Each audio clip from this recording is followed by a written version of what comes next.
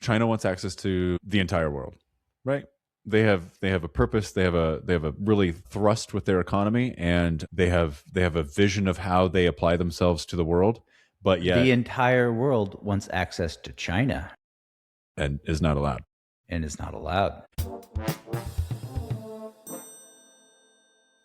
Welcome to Unqualified Advice, everyone. How are you today on this morning, Sean? Good morning, Dan. Things are peachy over here as usual on a Saturday. You can't beat a Saturday, really. Where are we going to kick off today? Do you have? I'm happy to. I think yeah, you had mentioned some stuff in the news caught your attention, I believe, around a certain visit overseas, and A certain black leather jacket standing on the tarmac in Anchorage. yes, That man, like, I saw a really funny. I'm talking about Jensen Huang for anybody uninitiated. I saw a really funny meme where someone posted a picture of, like, Jensen's hotel room before he packs his suitcase, and it was like 8 leather jackets on the hotel bed. It's like that's right, that's right. I was wondering about this. He's got a uniform. Does he have just the one, or does he have many? Yeah, that's Yeah. because he might have one just a really nice one. I'm sure Right. it's top of the line, but he's also, a lot of billionaires are kind of frugal. Maybe he just has the one that he needs, and that's his thing. And he Yeah. might have, I'm sure, the under things that are changed more regularly, but yeah.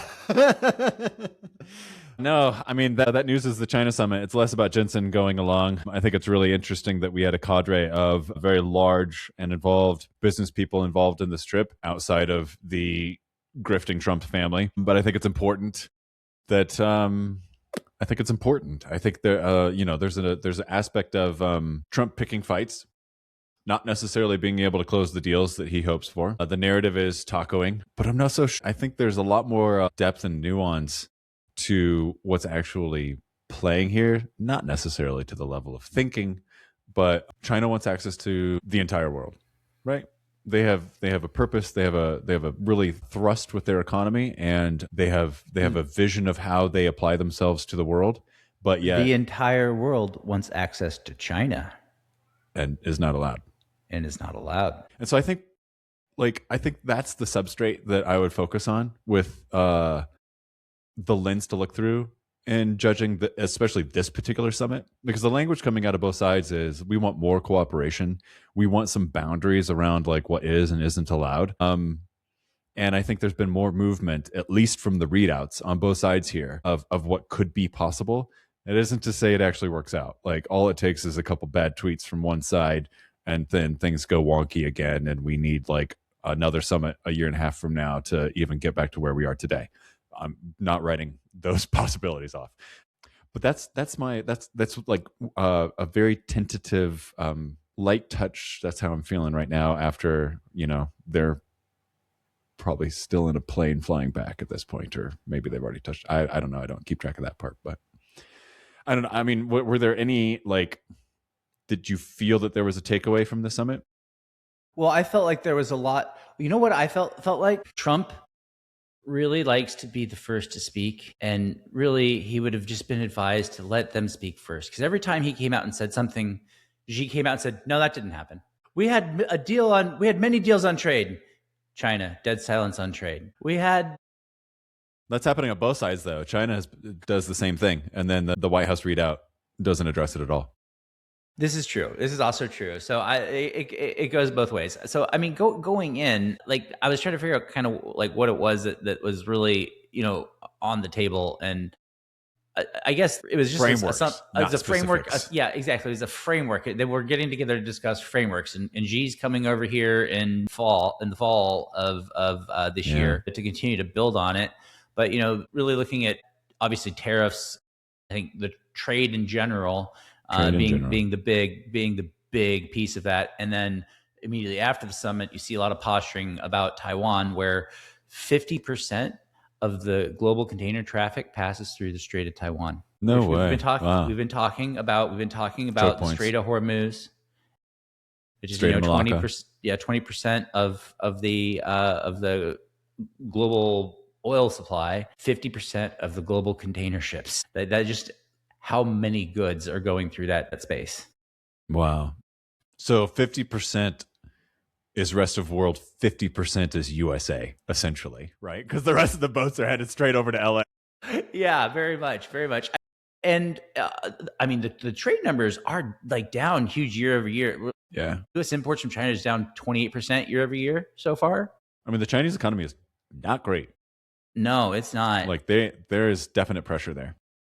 Yeah, the China trade good deficit is also down about 31%. Not surprising with the number on the total number of imports that very much correlates as it should. The tariffs are down to about 47.5% at the current state. So from 127.2 of May of 2025, the tariffs have come off, which I think has helped prevent some inflation from continuing to roll. Much needed for that to happen before all this mess in Hormuz and causing.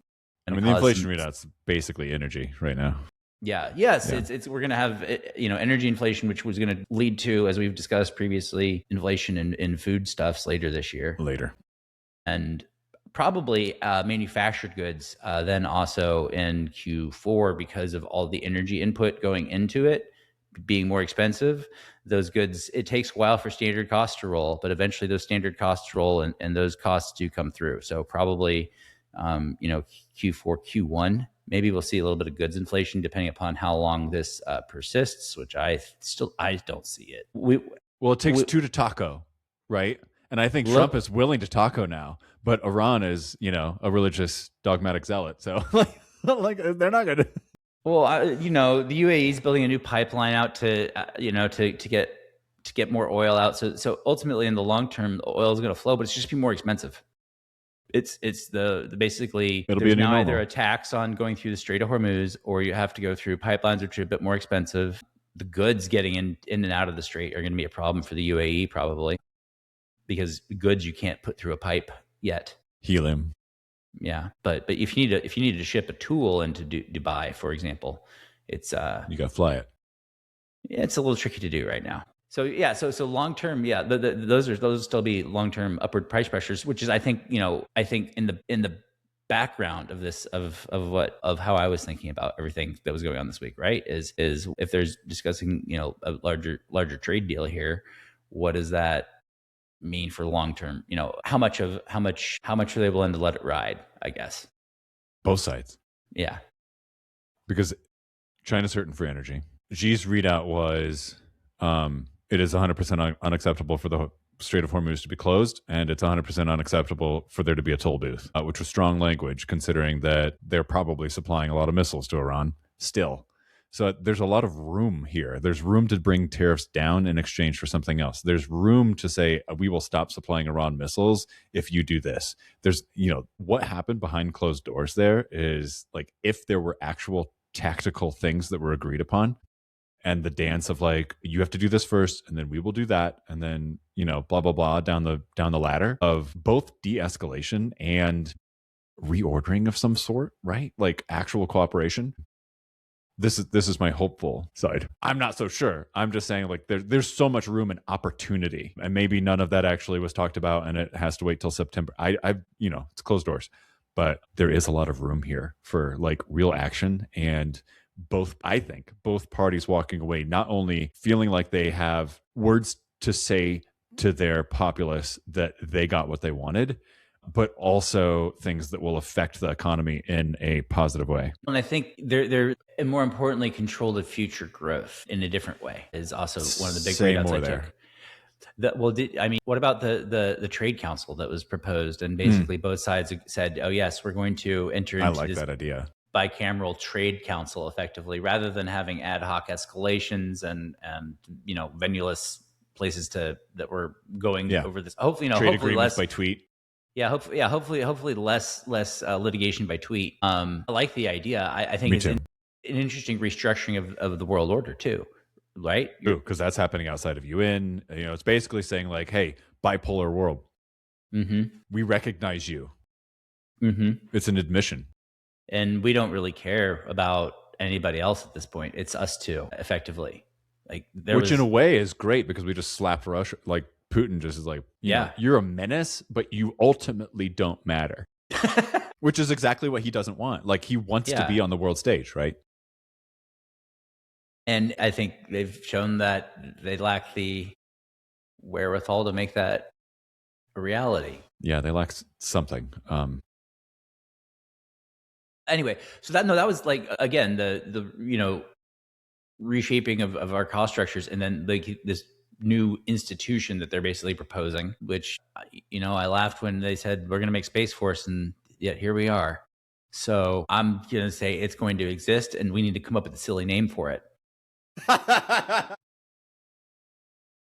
Yeah. Do you have any proposals? Did you brainstorm this already? I didn't. It just came to me right now in the moment. I like it.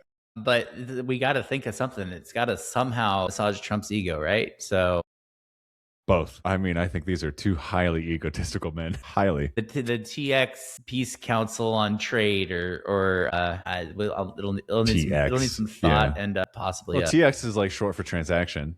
Yeah. Could work. Yeah. Right. There's something there. Yeah. There's something there. And let me see it. Like I clicking buttons by accident. Like, there were four readouts directly from Xi, like 4 pillars that Xi defined. Positive stability with cooperation as the mainstay. Sound stability with moderate competition. And that's, sometimes I'm like, is that a translation error? Like, is it moderated competition or moderate competition? I don't. Yeah. Well, and there might not be a strong enough distinction. That's a good question. Like, there's some fuzzy, English to Chinese translation. It's not always a perfect mapping. Yeah. Constant stability with manageable differences. And lastly, enduring stability with promises of peace. When did they last do their last 5-year planning cycle? Because every 5 years, China does the big 5-year plan. I'm wondering if this is part of that planning cycle. Is they love stability, man. Basically then saying, hey, we're going to reform the global order with us as arguably number one in their heads, but with the recent number one right there with them, and for, in Trump's mind, the other way, us number one and the number two right behind. I don't know. 2026 is the first year in the running 5-year plan. This is the 15th 5-year plan. We're seeing the beginnings of the 5-year plan laid out in action. Then it would be reasonable. Technological self-reliance, developing new quality productive forces, and enhancing economic security. Emphasizing high-quality growth, green development, and supply chain resilience to navigate global uncertainty. That's the summary. AI overview summary from our friends at Google. Thank you, robots. We appreciate your quick, steady reporting. Pretty neutral. No, but that honestly aligns with what I saw with my own eyes when I was over there.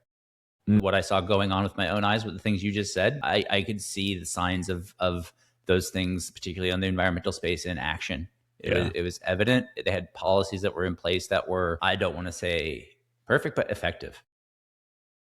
Yeah, I mean, I don't think you get perfect. Right? Yeah. In either direction, right? Like, we have more, we bias towards more bottoms up market orientation, and they are extremely top down. And both models have, pros and cons. I don't know. Sometimes largely defined by the population that has to live under it. I don't think you can do top down here. I think people revolt. But yeah. Exactly. Well, it helps. It helps because they were coming off of such a recent base of relative poverty that it's much easier to have top down when you're giving everybody generational change. Okay. They could see changes in their lives day to day within their generation. Their lives are better off now than when they were kids.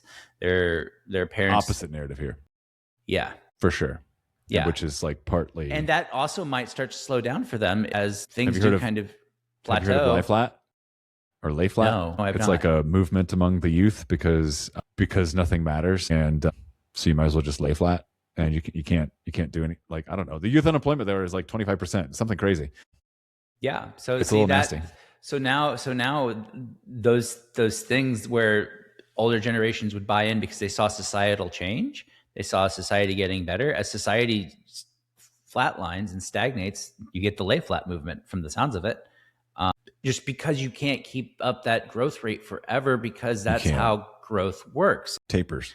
It's an S curve. short of having new technology that comes in and lets you redefine your infrastructure meaningfully, which is one thing I would propose and I want to talk about later, you're not going to have that economic drive that allows you to meaningfully draw people together in an economic way that allows you, or not allows, but that gets more consensus action, is what I'll say.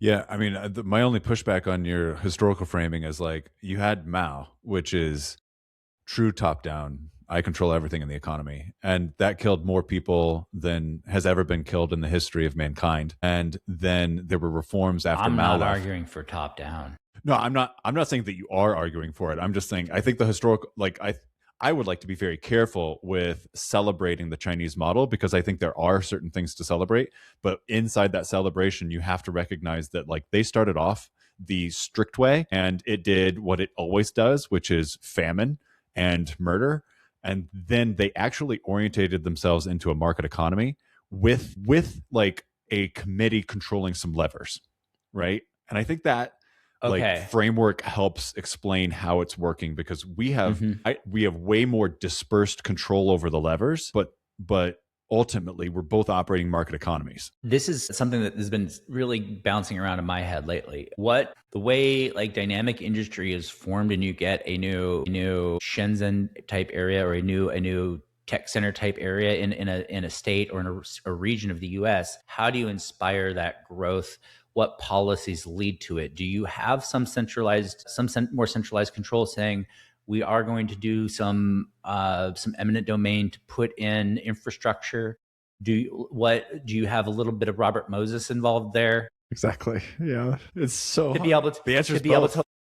to lay the groundwork, right? Again, yeah, that top down versus fight. And it's when it's I'm reading that. I started a new book that we discussed, Why Nothing Works, or Yeah. right? Peter Dunkelman. Yeah, and there's he describes the tension between two viewpoints on a certain mindset. The more liberal progressive type mindset is here's this big unopened land, and look at something terrible that's happening there. There's been a spill or some disaster. We need somebody to come in and take control of the area and be a leader and manage it. Then when you have a body that is a government that is in control and managing it, say, wait, no, we don't want a tyrannical force. We want to put in all these structures so you can't actually do anything effective. Yeah. Yeah, so like the terrorism on the economy can happen via strongman or committee. Yes. And so I'm kind of thinking, okay, well, let's pick a way, and let's pick a way that it actually works and is proven to work in history, and let's look at what has been good and what has been working in China for 20 years, because I think they have some good things. I think they have do. some terrible things. Yep. Too. Let's not, I don't want to, because nothing is perfect, but let's also go back to what worked really well from 1920 to 1960. Like there was we're coming into and out of a depression, but there was a lot of booming change, the introduction of radio technology and avionics, a mature railroad network that really hasn't been updated enough since. And what was working system? Yeah, what was working then that we could revisit and could work now. Our growth dynamics are different fundamentally, but they don't demographics of destiny. They don't necessarily have to stay that way either. There's a lot of things we could review. So if I were picking things off the shelf and trying to like hobble together some ideas, and I'm doing this like right here, so there'll be paradoxes and juxtapositions galore probably. So time out. Before you hop into this, because I think we want to capture these ideas, and this is building in an effort of, I think, our idea of our Promethean candidate, right? Yeah. So for listeners, the idea of our Promethean candidate is we want to figure out what it is we want to see out there, so that way we are imagining our shiny quarter, but you have to imagine it with such clarity and detail for it to be real. Yes. That you have to understand the fine points. And so when you imagine it, you can imagine with such clarity that it can become true. So we're working on building that model. So with that, Dan, go back to what are the ideals you want to hobble through and piece together? Well, I think about like, if I'm looking at the China model, I want to throw most of it out. I just don't believe in it. And I don't think it works for the fabric of the American populace, even though there's going to be some of us that are very attracted to it, right? Just like I lean on Eric Fromm a lot as freedom is a burden. It's an anxiety. And the vast majority of people want to run away from it. I'm living an entrepreneurial life where there is no boss, there are no answers, and all questions come to me, and it's really lonely. And I have to come up with all of that. And it is super anxiety creating. It's really nice. It's a luxury to be able to say, oh, 1 minute, I've got you on these 2 questions, and then I'm going to go speak to my COO on these 2 other questions, right? And anyway, I think what I'm attracted to with the China model is less about it being controlling and more about industrial policy. They actually have a direction that they would like to travel in, and they subsidize a little bit. Well, I mean, for them, it's a lot, but I think we can do more interesting things here in this country around deciding what our priorities are going to be. And then over and over again, you and I are going to say sunset, right? Like, I think what's really dangerous, what happens here is like, we decide, we're going to build a rocket. And then all of a sudden there's 3 companies that can make rockets, and the government buys from them, and we're like contracted. There's an obligation. I don't know. There's just like all kinds of things broken inside of this model, but we don't fix them. I am way off script here and just wandering, but I think we could turn people's anxiety down a little bit if we decided on like an industrial policy direction on like a 5-year time frame or something like that, where it's like, here are our main priorities, and here's a few things that this is why we need to have the term limits revised to 1 6-year term, and that policy gets decided the first year and implemented over the next 5. Because we vote for it. Because we vote for it in a way. Yes, exactly, right? Instead of the CCP deciding for us. Yeah. Yes. I like that. You did well there. Saved me. I mean, the odds of that amendment ever getting passed to enable that are one in. But we're dreaming. It's here, not right? 0, but it's but that would be. I want a candidate who's at least going to propose those radical things. I don't know how we ever get it. But then the question is like, does the voting populace just vote for checks and pockets? Because increasingly it seems like we vote for taking rather than creating. Giving. Yeah. And in the act of creating is giving. That's the war on billionaires that makes me angry too. Is like, I mean, it's not that there aren't worthwhile grievances. So this is why I think we have to have that industrial policy that also impacts our infrastructure policy in a more meaningful way that's coherent and that people can understand and see. So if we're talking about, we are on the cutting edge right now of this new technology where we need to be building out our energy grid in a meaningful way. That could be employing a lot of people. We need to be building out a sensor network in a more meaningful way to be able to start integrating these tools into this highway system to make us safer, into all manner of industrial transport systems to make them more efficient, into the way our air conditioners and cooling systems are being used throughout the city. If everybody's home was fully equipped with a Nest sensor, and you actually could make your grid much more efficient. So all of this is going to take a lot of time and money and investment to build out, CapEx, and people to go do it. Yes. Right? Yes.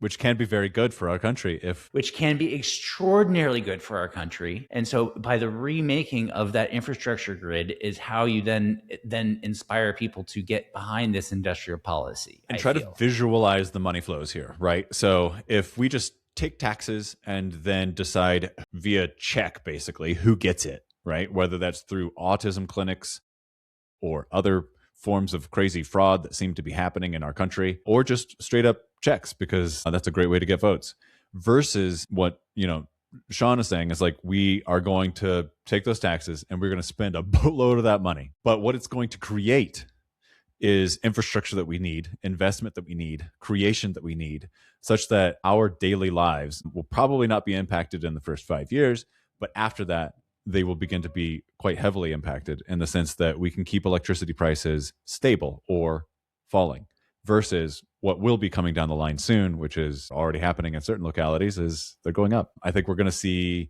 a lot of inflation if we don't build in the atom economy. Couldn't have said it any better than that. And we've left this regime of bits, right? Like the software revolution happened. It's also not just private infrastructure. It's a tragedy of the commons. This is public 100%. infrastructure that needs to be there for everybody in every business to plug into, everybody to network to have a booming ecosystem. I think you're seeing the beginnings of what this could look like in Texas, in the Texas Triangle between Houston, Dallas, and San Antonio. The green revolution that's going on here. Yeehaw! But we look south, not west. That's what I'm going to say right now. Well, no, I would encourage people to look west to see what failure looks like. I agree Failure with of that. voter choice, failure of priorities, failure of execution. Like it's, it's more grift and fraud and giveaways. That's a lot of what's happening. And we can quibble over little details, but like if you're going to paint with one big brush, I feel like that's what's jobs, programs, frauds. What else you got over there? So much else over there. It's worth celebrating because California has been able to create such surplus that it can so far still afford the grift. That says something, right? Because if the top line comes under stress, then it exposes everything underneath that shouldn't be there, right? When the tide goes out, you find out who's swimming naked. Yeah. And I feel like California is such a, or you find out what in a boats way, are I'm saying moored like, on rocks. look west for failure, but also look west for like absolute crazy abundance too. And that dichotomy, there's inequality, there's all kinds of problems in there too. I'm not saying that, only one side is worth celebrating, but it's kind of amazing how much weight and waste is at the bottom of that thing because of how much the other side of it. I mean, I don't know. There's can we spread this out more? Is the waste a product of having such abundance? Like, do they go hand in hand? Do we need, I don't. I think it's the fear of not everybody getting their way. We want to make sure that everybody gets their way. So you put in all these checks and balances in some ways that, well, I don't know. That's not entirely it. That's just a subset of the portion of it. Yeah. But you're right though. I mean, the more layers you have, the more waste you're going to by nature generate. Like let's say each layer by nature generates 15%.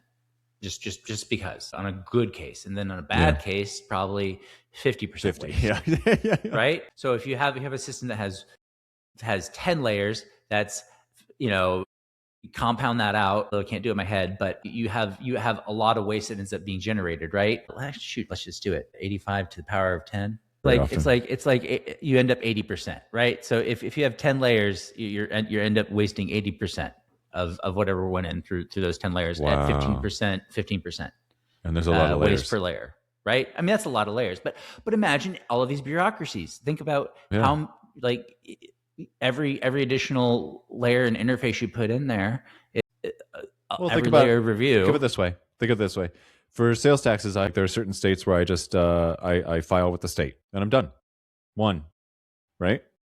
How many hours that was spent registering in that state, keeping track of all the data in order to file correctly in that state, inserting my actual filing. And some states tell you have to do it 12 times a year. Some states tell you have to do it 4 times a year, some once. Or you could be Colorado and say that we have a state authority.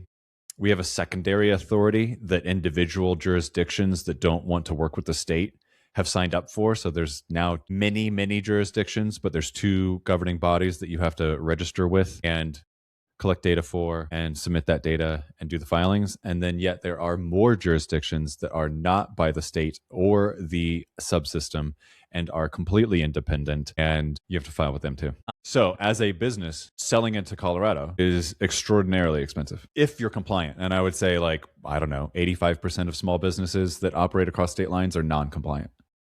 I would be surprised if the number is lower than that because it's a gnarly problem. Anyway, just to kind of say real world example on layers of bureaucracy and how much it costs, right? Like how much, again. So, and that's just in getting your taxes filed. Think about the disbursement. Think about all the different, we're going to disperse funds from the federal level to a state level, who then gets a committee to review. And that committee divides it into 3 subgroups. And then that has 3 more reviews. And by the time you've actually gone through all the passes it makes, you're only getting, if we got 25% of the good out of any actual sales tax dollars, of the actual revenue collected, we'd be doing pretty good, I bet. Which is, but again, there's also conversely the number one employer in America, Dan. Who is it? Walmart? Isn't it the government? Yeah, probably. It's the federal government, I'm pretty sure. So they are, I believe, the nation's largest employer. So there's also a lot of American tax dollars being put back into American taxpayers' pockets, and hopefully value added, good paying jobs that are value added. I hope. Skeptical. I have spoken on the phone with some of these people trying to give them money, and they wouldn't help me because compliance is so difficult. And talking to humans employed by I'm picking on Nevada here, so not federal government, but anyway. Yeah. Call me skeptical. I think there should just be like one system federally for sales taxes, and you just go file it, and each jurisdiction can still create their own rules and amounts and all of that. It's just one big pillar of software where all businesses just say, like, here you go. Plug into. Yeah. You mean something more, a little bit closer, like what I think Estonia has something close to that, if I've read properly. I have no idea if they have sales taxes or not, but in terms of federal income taxes, yes, they do. Yeah.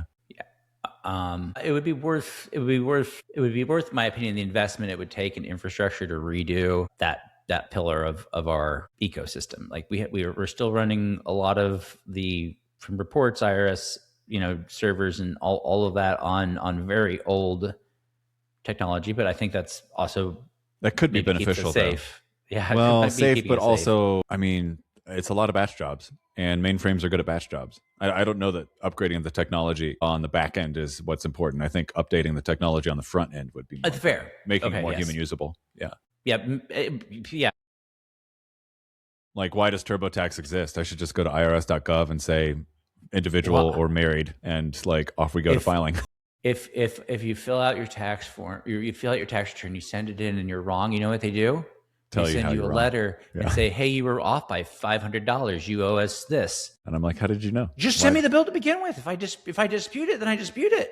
But like, take the stress out of my life. Like, and also, I would think you would get better collections I don't know. Yeah, I say the same thing with the sales taxes here. Like, if I'm saying 44% of USA GDP is small businesses, if 44% of our GDP is, or if 85% of 44% of our GDP is not sales tax compliant, then what kind of revenue are states not collecting? I would say a lot. But what they do instead is create more complex systems in an attempt to collect them, right? And if you're saying, 50% of this is just wasted money keeping the bureaucracy alive, potentially. If we want our tax dollars to go far, I think there's like a handful of levers to really make some, they're big sweeping changes, and then we watch our tax dollars get super way more effective. I just realized I think I might have an implicit bias here I probably need to acknowledge in the way I feel about this. Also, because you pay taxes at least monthly on some locations, right, Dan? So you're filing 12 tax payments a month in places. A lot of people don't necessarily. Probably more like 48. Yeah, shoot. Because there's at least 5 in Colorado, and there's other states that are like Colorado, and that's just sales taxes, right? So then, and then there are other state filings for income, and there are federal filings for income. Spend $100,000 just on taxes. It's not paying them. That's just administering them. Yes, a lot of Americans, though, it's the majority probably are W-2 earners who are having their taxes just automatically withdrawn, and when they file their return, it's oftentimes to get money back, right? So they might have a little bit different feel about the system. I have to usually prepay quarterly. I'm all for making it simpler and less annoying, because the quarterly prepayments are frustrating, to say the least. But I don't have to do it 48 times a month, so I don't have any room to complain. But so I think like a policy like that might be have less traction. Ultimately, I think it's a lot of people are behind it, but it's not a issue that really going to matter for most people, other than once a year for 2 days. Yeah. Well, let's still simplify the sales tax thing. But yeah, let's still simplify. That won't touch any consumer whatsoever. No, honestly. Other than maybe it's like the feedback I've gotten before is like, well, you don't even pay the sales taxes. You just collect the sales taxes and then remit them. I'm like, and yes, and I have to spend tens of thousands of dollars a year making those actions happen. If you made it simple, then I could spend $1,000 a year being compliant. Mm-hmm. Right? Like this is just all more inflationary pressure on just dollars that we literally light on fire, is how I view it. Well, but the $10,000 you spent on compliance created jobs there in the middle, Dan. Yeah, that didn't. Well, I contest that because it is so difficult. I agree with you. I know people who like this is their job function, but it is so unruly and so difficult to be compliant with that often people will hire a firm, and the majority of the people working in those firms are in the Philippines or El Salvador. So did we create jobs in Philippines and El Salvador? That sounds like a tax on Americans to indirectly to fund growth in other nations, though. Yeah, is that good? When you frame it that way, it's kind of a weird way to think about it. But when you put in these layers of friction that end up to these complex systems and structures, where then you have, of course, in a few more years, how long before that external work and call center work is redirected to AI on. I know plenty of people that are excited about domestic AI's data ability centers, to then be more maybe compliant with the government because it's so difficult to do. Yeah, which is a real shame that you need a $1 trillion robot intelligence to be able to keep up with the complexities of what your elected representatives have. I mean, have you tried to do some of this like on your own without asking any questions of any other professional? Some of this is like insanely hard. Yeah, I wouldn't want to touch it. It's scary, right? It's intimidating. That also is scary. But like, I mean, again, going back, I would go into like wanting to do earnestly wanting to do a good job, but I would be afraid that I would not be intelligent enough to be able to do it, and be just terrified that I'm. That's why I keep leaning. Like my phrase for this is best effort, because I feel like if my number is even directionally right, about 85% of small businesses are basically not paying sales taxes that they are supposed to pay, then I am in the top 1% of compliance. But I know I'm not at 100% compliance. Mm-hmm. I don't know that you can be. I'm just not convinced it's possible. I would say that even someone with like amazing systems and cross-border everything, like a Walmart, but they're all, I bet there's lots of drift in there. If your contention currently is, though, under the current system of rules, you have 85% of businesses in a category that aren't complying well. Even if you just improve it such that 80% are complying well, you move on to the next problem. Then there becomes other things to fix. Totally. I think there's some easy levers to pull here. Yeah. Anyway, I wonder, so 85% of businesses in like a certain category, because I would imagine that's not the same for Walmart. I bet they're extremely compliant. I bet they're extremely compliant. My contention is I bet their numbers are off often. If you went and fine-tooth audit them, because like it's so, you have to look under the hood in order to understand it. I think like it is so difficult. And Walmart has the benefit of, well, not anymore, but like Walmart has the benefit of, let's say before the e-commerce revolution, they only had so many stores, and they knew exactly what zip code and like sales tax was being charged on that particular piece of land. Mm-hmm. With e-commerce, sales taxes are calculated by the shipping address. And so you don't know. Sales tax policies are updated all the time. Yeah. My rate in my particular address for my home might have gone up 10% recently. I don't know. Does anybody know? How is any small business supposed to keep track of all of this? Yeah, I guess I don't understand. I guess it's I don't literally appreciate impossible. How much things might change and update, because it's been so stable for me for so long, where I am. But yeah, I know that there's where you have growth, like areas, suburbs that are growing, you have other things that are put in that would impact sales tax, at least in certain states. Yeah, or you have a jurisdiction that leaves the state administration and creates their own administration. I mean, this stuff is happening all the time. It's insane. Mm-hmm. Anyway, it's a dark path for me. I think I find they should be absolutely insane. They should just have online businesses paying like an aggregated state sales tax that then the state then disperses through a simplified channel. I mean, like the state then would disperse to the independent municipalities, but the state should just collect it and You say don't this need, is you what. don't even have, like, I think one way to make sure that this idea never gets fixed is to say, hey, jurisdictions, you now no longer have the authority to charge what you want. We just need one big piece of software where I say upload my sales from here, upload my sales from here. It has everyone's shipping address. You're the government, so there's no PPI risk. Here's transaction amount, shipping address, and every single month I know I just pay one ACH. Why hasn't somebody built it? Just because dealing with all the jurisdictions would be impossible? You would need federal authority. Congress would have to do it. Well, there you go. Okay. It's a good idea. It's a good idea. Lots of dollars back in people's pockets. That's what I'm saying. Somehow we went from China to sales taxes. I'm really not sure how. I don't know how we got from point A to I'm point going to B. listen to this and be like, wow. I mean, I'm sure it's my fault. Yeah. It's well. Speaking on the tax code, you had shared an interesting idea from A.B. Campbell on Twitter. 100% inheritance over 100 million into a trust, not as taxes. So 100% luxury, 0% income, 0% cap gains. Does any candidate adopt any of it? Looking for some real radical change. Do you recall this? I do recall this. Yeah.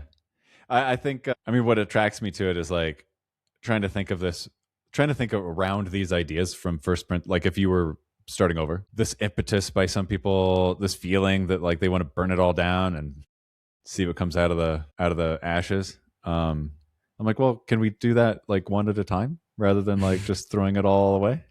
And let's start first with the tax code. Like, what would you do if you were to say like, here are our priorities and this is what we want and here's how we're going to do taxes from now on? What would that look like? Being fair and straight about it, not just writing for yourself. And then thinking about the incentives, right? Like Charlie Munger's show me the incentives and I'll show you the outcome. Yeah, like, do you want an income tax? Thought. Totally.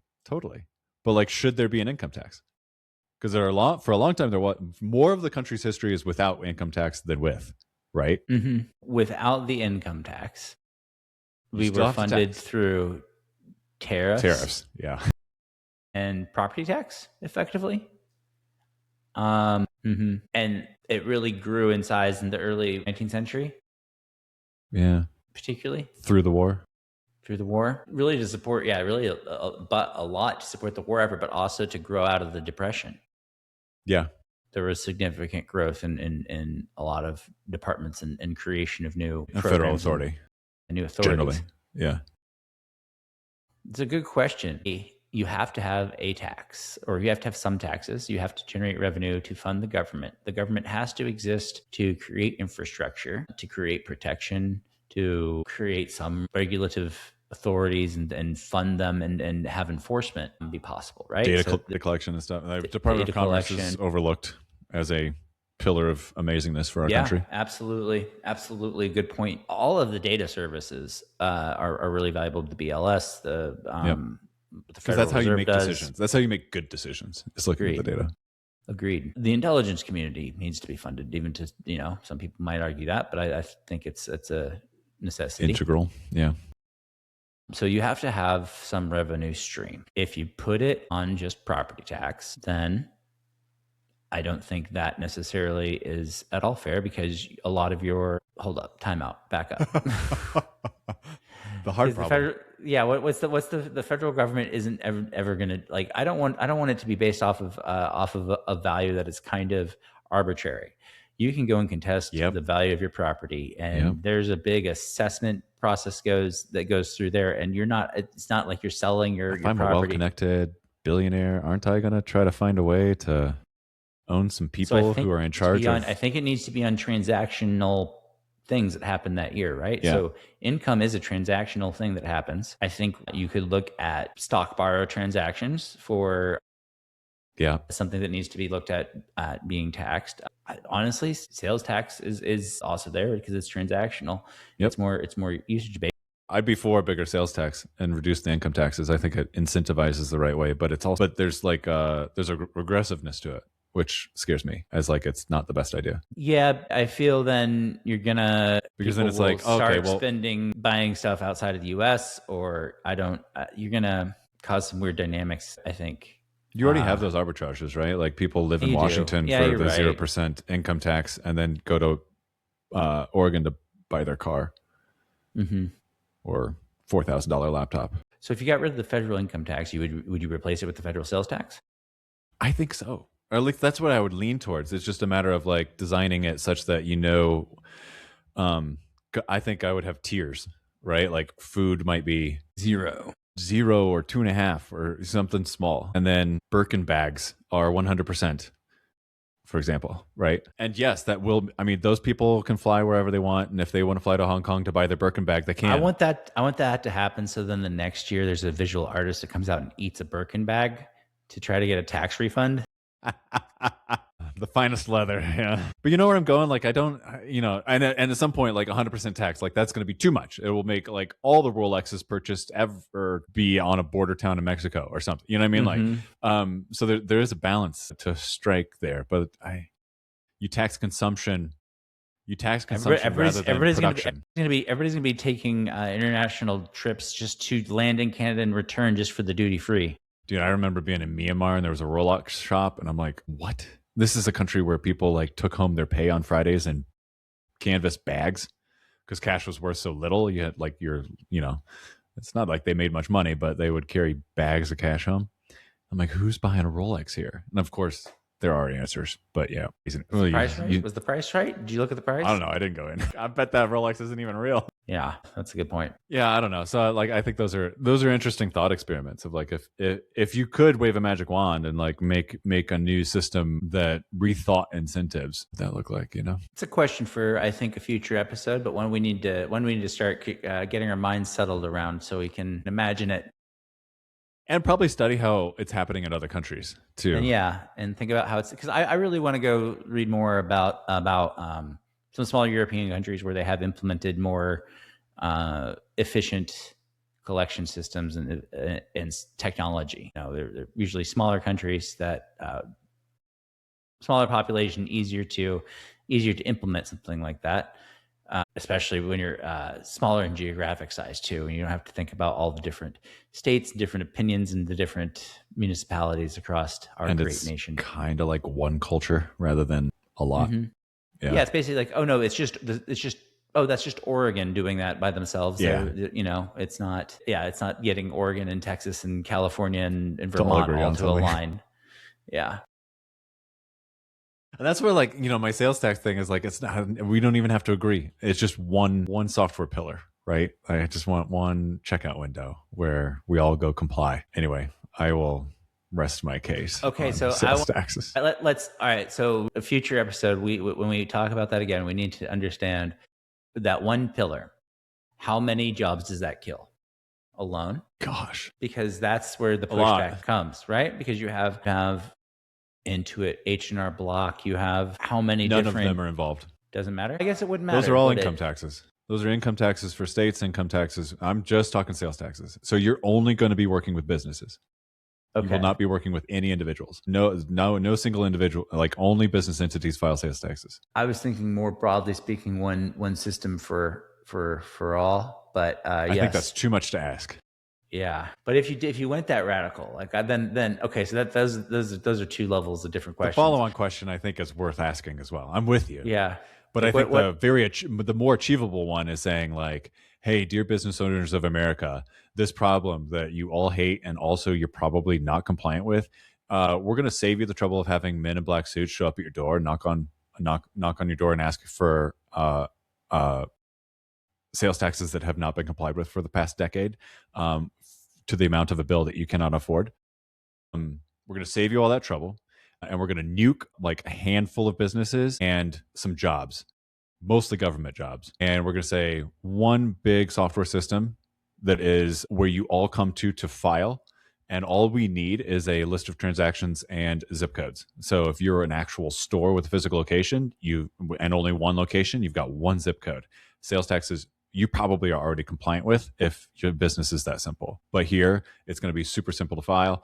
You just come to the one place and you're done. If you're a complicated business with cross-border transactions or you're an even more complicated business, which would be e-commerce, just upload the file, we'll digest it, and you'll know exactly how much that you need to pay probably ahead of time. And then you'll just cut the check, and then we will take care of disbursement to all the localities. And dear locality, when you want to update your sales taxes from 7.9% to 8%, there's a process for doing that, and you just update us and we'll update the system. I just don't I want that. Save so much money. Just need an act of Congress to do it, Dan. It sounds pretty easy. Oh, I need a lot of acts of Congress in my life, I guess. I don't know. All right. Shall we leave it there? Yeah, let's leave it there, everybody. Have a good week. Go build something. We'll see you next time. See you.